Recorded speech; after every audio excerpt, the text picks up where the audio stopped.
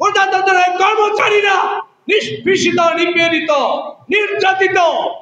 আমি আমাদের প্রধান অতিথি, আমাদের ছাত্র নেতা থেকে গণনেতা, জনমানুষের নেতা দৃষ্টি আকর্ষণ করে বলতে চাই, আমরা প্রজাতন্ত্রের কর্মচারী, আমরা চাই 2 বেলা 2 মুঠো ভাত।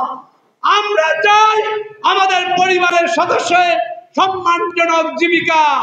আমরা চাই সামাজিক মর্যাদা।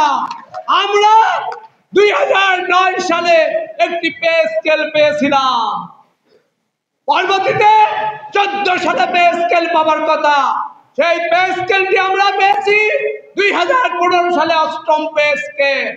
আমরা 8ম পে স্কেলে আমাদের যে প্রত্যাশা ছিল, আমরা সর্বনিম্ন দাবি করেছিলাম 8ম পে স্কেলে সর্বনিম্ন 25,000 টাকা। আমাদেরকে দেওয়া হয়েছে 8,250 টাকা। আমাদের 20তম গ্রেডের কর্মচারী 4,100 টাকা স্কেল ছিল।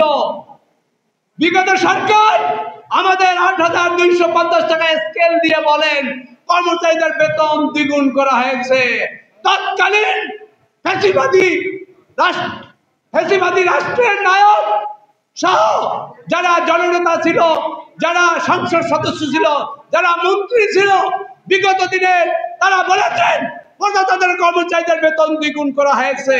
4,100 টাকা 8,250 টাকা করে দ্বিগুণ করেছেন, যা দিয়ে সাকুল্য বেতন হয় 20তম গ্রেডের কর্মচারীর মাত্র 15-16 টাকা, যা দিয়ে আমাদের পরিবারের ভরণ পোষণের ব্যয় বহন করা তো দূরের কথা, আমাদের বাসা ভাড়া হয় না ঢাকা শহরে।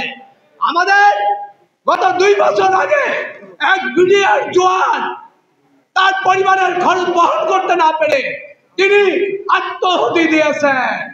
আমাদের ইসলাম ধর্মে যদি আত্মহুতির বিষয় থাকতো, আমরা আজকে প্রতিবাদ সভা না করে, প্রতিনিধি সভা না করে আমরা আজকে সভা করতাম আত্মহুতির সমাবেশ। আমরা প্রজাতন্ত্রের লক্ষ লক্ষ কর্মচারী আত্মহুতি দিতাম, কারণ আমরা আমাদের উপার্জন দিয়ে পরিবারের ভরণ পোষণের ব্যয় বহন করতে পারি না। সম্মানিত নেতৃবৃন্দ,